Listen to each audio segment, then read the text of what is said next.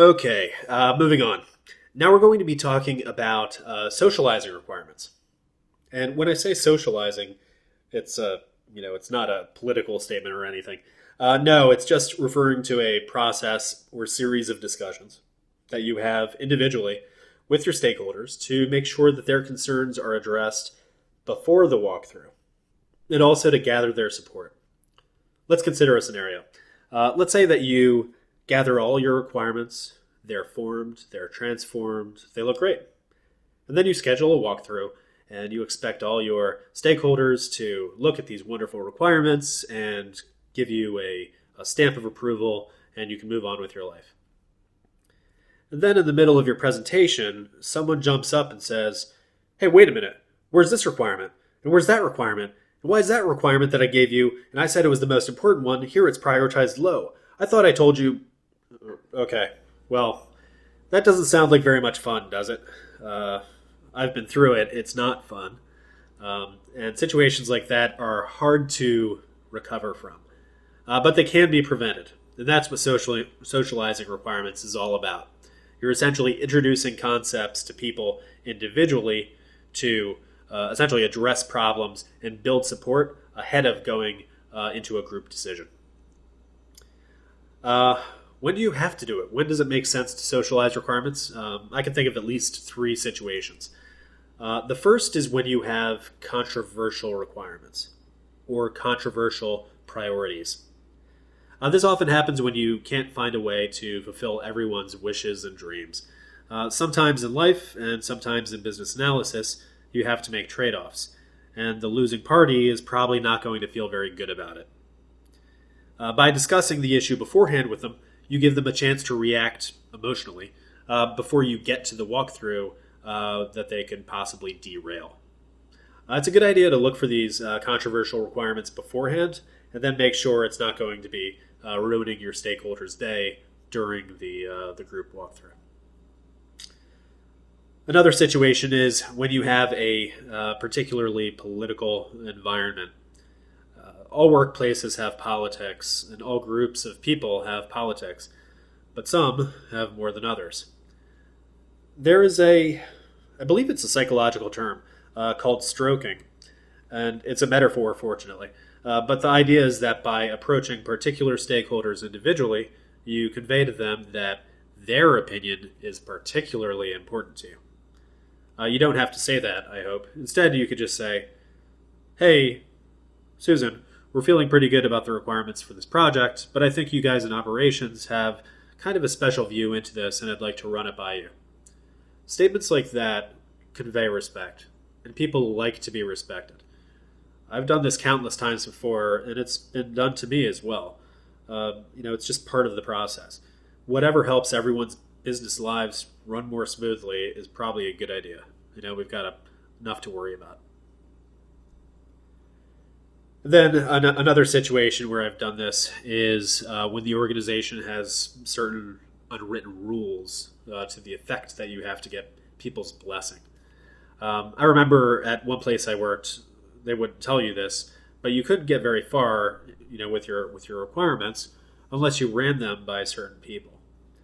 I remember countless times when I was trying to push forward with a project, and there was a particular department that was giving me a lot of pushback. Later, I learned that all I had to say was, "Oh, by the way, I reviewed this with so-and-so, the department manager, and she liked it." Oh my gosh, all the pushbacks suddenly disappeared, and I was able to move forward. And, as I mentioned, it's called getting someone's blessing. I'm going to give you another illustration of how socialization can work for you, and I'm going to tell you where I actually first learned the idea. Early in my career, this is probably my first year as a business analyst. Well, early anyway.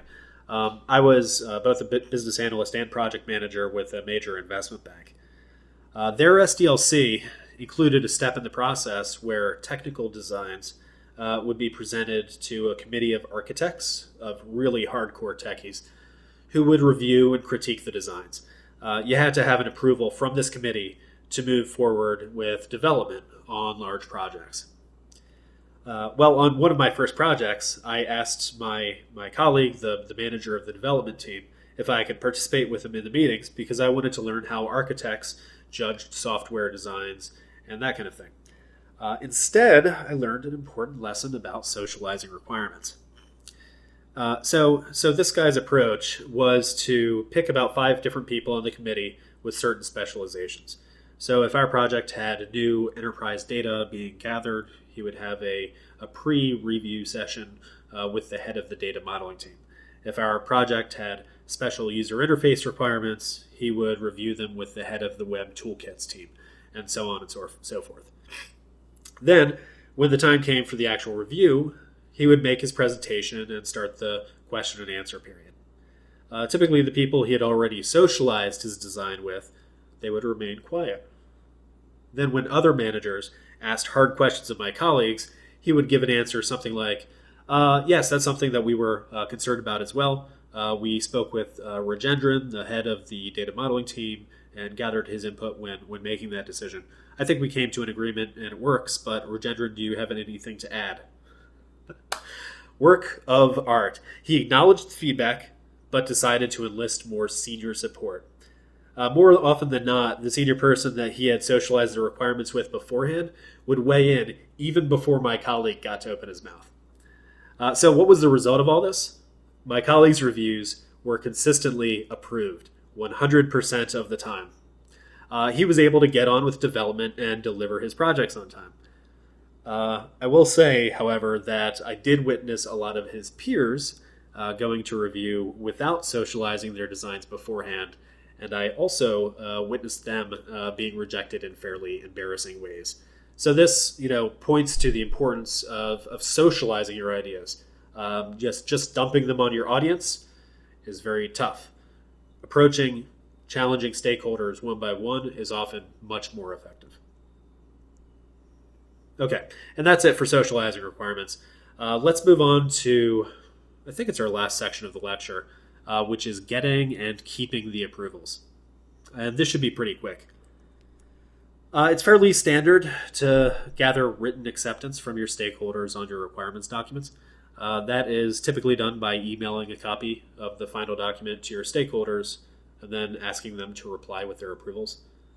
Some organizations, depending on the situation, or if you're running a project for a customer that's paying for the project, sometimes they may actually require you to get an actual signature in ink.